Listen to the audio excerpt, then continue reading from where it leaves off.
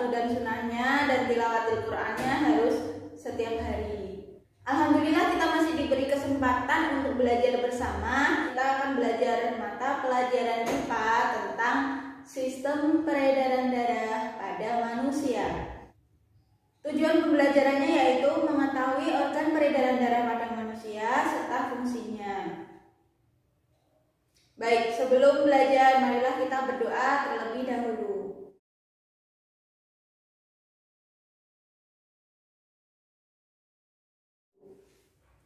Bismillahirrahmanirrahim, kita mulai ya.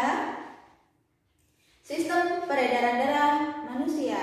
Apa itu sistem peredaran darah? Sistem peredaran darah adalah mengalirnya darah di dalam tubuh yang dipompa oleh jantung. Sistem peredaran darah itu berfungsi untuk menyalurkan zat-zat penting seperti sari-sari makanan, oksigen, hormon untuk metabolisme tubuh, dan mengeluarkan zat-zat sisa metabolisme seperti karbon dioksida keluar dari tubuh. Organ-organ yang terlibat dalam sistem peredaran darah yaitu 1. Jantung, 2. Pembuluh darah, dan yang ketiga adalah darah. Kita bahas jantung terlebih dahulu. Jantung adalah alat untuk memompa darah di dalam tubuh. Ustazah punya tepuk nih tentang jantung. Kita ikutin bareng-bareng ya.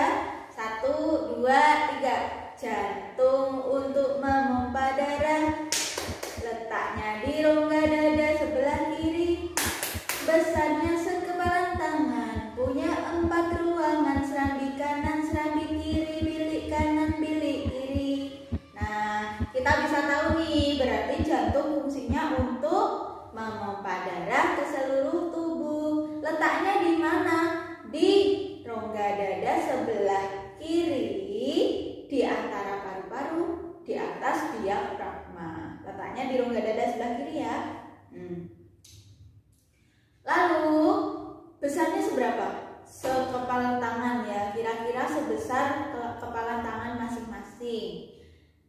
Punya 4 ruang, serambi kanan, serambi kiri, bilik kanan dan bilik kiri. Kita bahas satu persatu fungsinya. Bagian jantung yang lebih atas itu adalah serambi kanan dan serambi kiri, atau atrium kanan dan atrium kiri.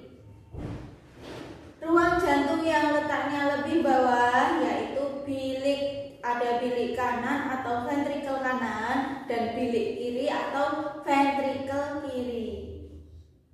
Serambi kanan berfungsi untuk menerima darah yang banyak mengandung karbon dioksida dari seluruh tubuh.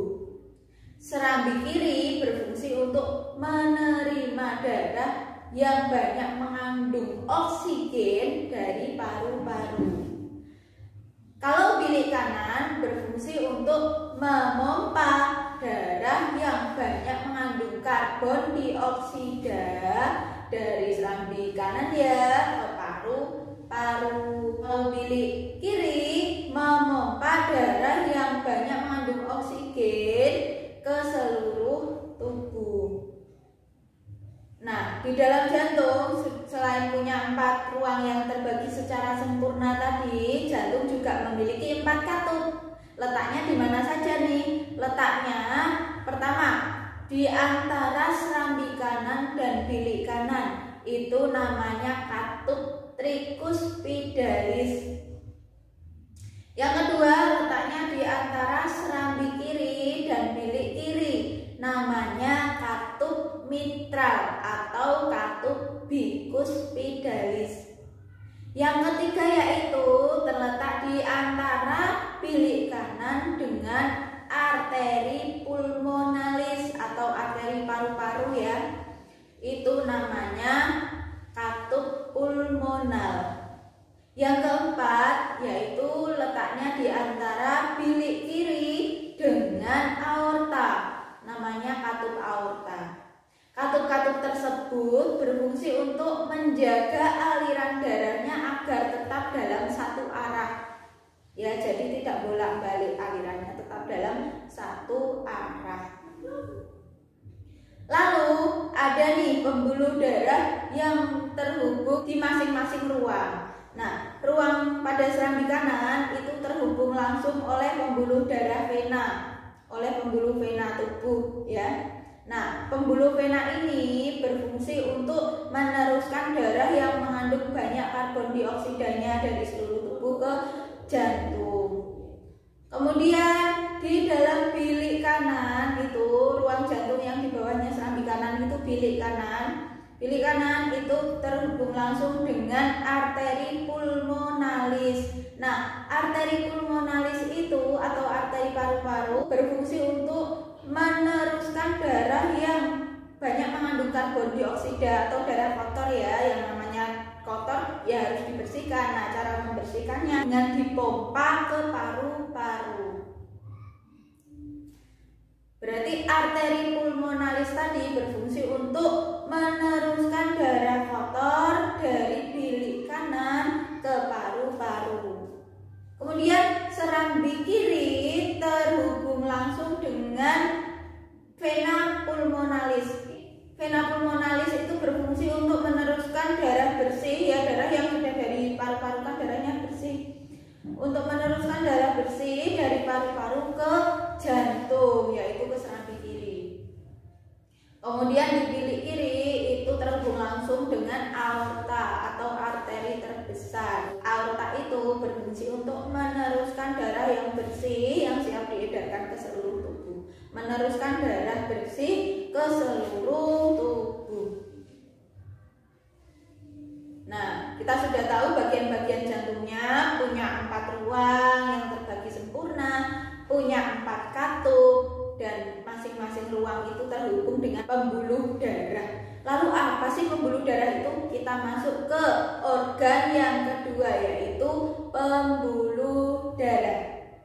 Pembuluh darah manusia dibagi menjadi 3 jenis. Yang pertama yaitu arteri atau pembuluh nadi. Arteri mempunyai dinding yang tebal dan sangat elastis. Aliran darah arteri yaitu menjauhi jantung atau berasal dari jantung. Keluar dari jantung ya aliran darahnya, berarti menjauhi dari jantung. Baik arteri tubuh maupun arteri pulmonalis atau arteri paru-paru itu sama-sama aliran darahnya menjauhi jantung. Yang berbeda yaitu darah yang melewatinya. Kalau arteri tubuh itu yang dibawa adalah darah yang bersih karena kan akan beredar ke seluruh tubuh. Nah, kalau arteri pulmonalis itu yang dibawa adalah darah yang kotor yang akan dibersihkan di paru-paru. Aliran darah pada arteri itu sangat deras sehingga ketika terluka maka darah akan memancar. Kita bisa merasakan denyut nadi atau arteri ya pada bagian-bagian tubuh tertentu. Contohnya saja pada pergelangan tangan. Coba kita cari denyutan yang ada di pergelangan tangan. Itu adalah denyut nadi atau arteri. Nah, ketika sudah ketemu kita bisa merasakan bahwa denyut nadi tersebut seirama dengan detak jantung kita.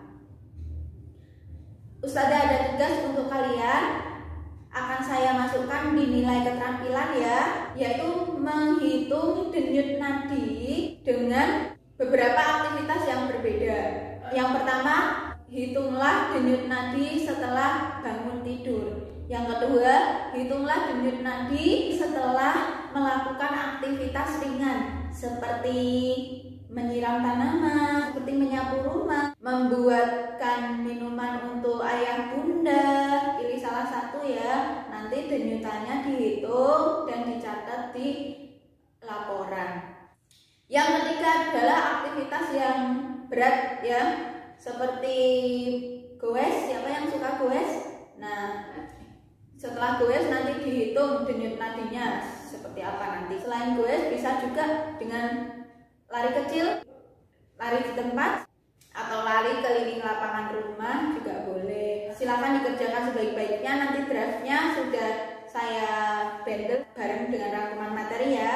Ya, Itu adalah pembahasan tentang denyut nadi. Pembuluh darah yang kedua yaitu vena atau pembuluh balik. Dinamakan dengan pembuluh balik karena arah alirannya itu kembali ke jantung. Baik vena tubuh maupun vena pulmonalis atau vena paru-paru sama-sama aliran darahnya kembali ke jantung.